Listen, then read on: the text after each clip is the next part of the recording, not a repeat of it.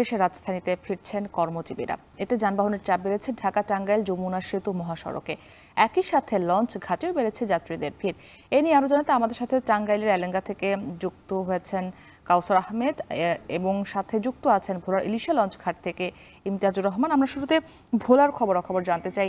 ইমতিয়াজ, জানাবেন যে লঞ্চের টিকিট সংগ্রহের ক্ষেত্রে যাত্রীদের কোনো দুর্ভোগ পোহাতে হচ্ছে কিনা?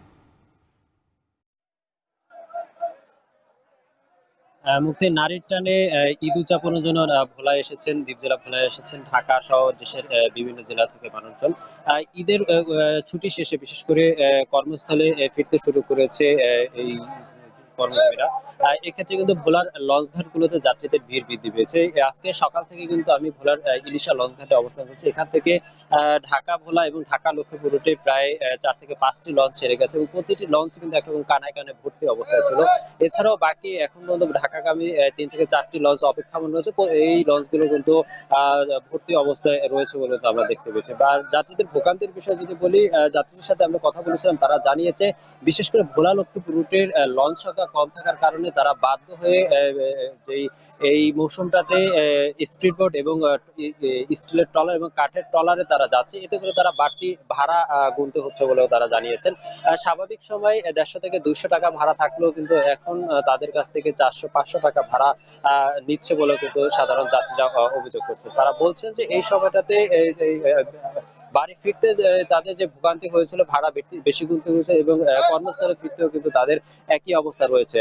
সরকারি ছুটি এখন পর্যন্ত শেষ না হলেও কিন্তু বিশেষ করে বেসরকারি যে সকল প্রতিষ্ঠান রয়েছে, বিশেষ করে শিল্প কলকারখানা এবং গার্মেন্টস শ্রমিক রয়েছে, তারা কিন্তু চট্টগ্রাম এবং ঢাকা মুখী হয়েছেন বলেও কিন্তু আমরা জানতে পেরেছি। এক্ষেত্রে বিআইডব্লিউটি এর কর্মকর্তাদের সাথে কথা বলছিলাম, তারা জানিয়েছে এই ঈদ যাত্রা নির্বিঘ্ন করতে কিন্তু বাড়তি লঞ্চ সার্ভিস চালু করেছে।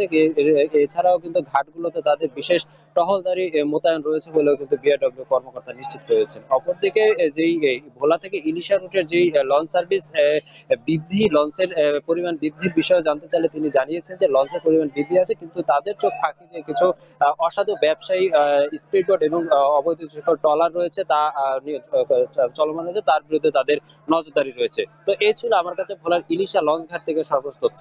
মুক্তি। আমরা নৌ যাত্রার খবরাখবর জানছিলাম। এবারে আমরা একটু সড়কের খবরাখবর জানতে চাই। কাউসার, টাঙ্গাইল মহাসড়কে আপনি যানবাহনের চাপ কেমন দেখছেন এবং এখন পর্যন্ত কোথাও যানজট সৃষ্টির কোনো তথ্য আপনি জানতে পেরেছেন কিনা?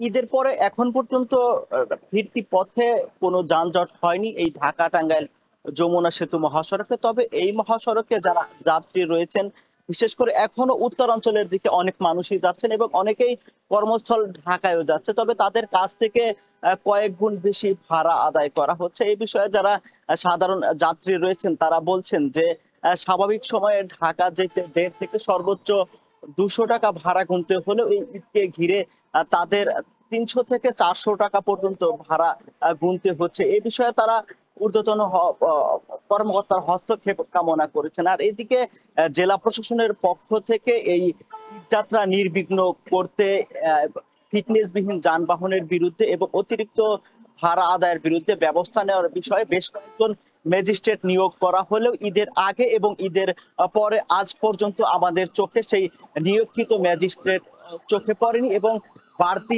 ভাড়া নেওয়ার বিষয়ে জেলা প্রশাসনের পক্ষ থেকে কোনো ব্যবস্থা নেওয়া হয়নি। আর এদিকে আমি সকাল থেকে মহাসড়কে ঘুরেছি, আমি দেখেছি যে এই মহাসড়কে যানবাহনের চাপ যেমন বাড়ছে, তেমনি কর্মস্থলে ফেরা মানুষের চাপও বাড়ছে। আর এই মহাসড়কে কিন্তু ঈদের আগে এবং ঈদের পরে গণপরিবহনের সংকট রয়েছে। বিশেষ করে যারা বাসে যাচ্ছেন তাদের ভোগান্তি আরো বেশি হচ্ছে। তারা আসনের বাইরেও অতিরিক্ত যাত্রী দাঁড় করিয়ে নিয়ে যাচ্ছেন।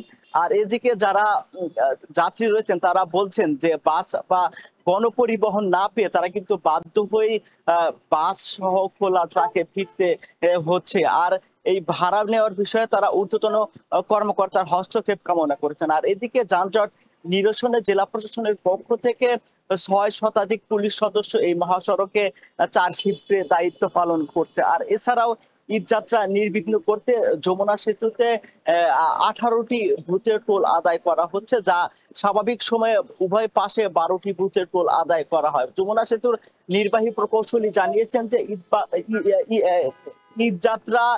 ঈদ যাত্রা নির্বিঘ্ন করতে এই মহাসড়কে যে পরিমাণ যানবাহন বেড়ে যায় প্রায় 3 গুণেরও অধিক। কারণ স্বাভাবিক সময়ে যমুনা সেতুতে 24 ঘন্টায় 18 থেকে 20,000 যানবাহন পারাপার হয়। তো যে কারণে এই ঈদ যাত্রা নির্বিঘ্ন করতে যমুনা সেতুতেও বাড়তি নিরাপত্তা বা বাড়তি বুথের মাধ্যমে টোল আদায়ের ব্যবস্থা করা হয়েছে। তো এই ছিল আমার কাছে ঢাকা টাঙ্গাইল যমুনা সেতু মহাসড়কের সবশেষ তথ্য। BRB হসপিটালস লিমিটেড, কাঙ্ক্ষিত সেবার ঠিকানা।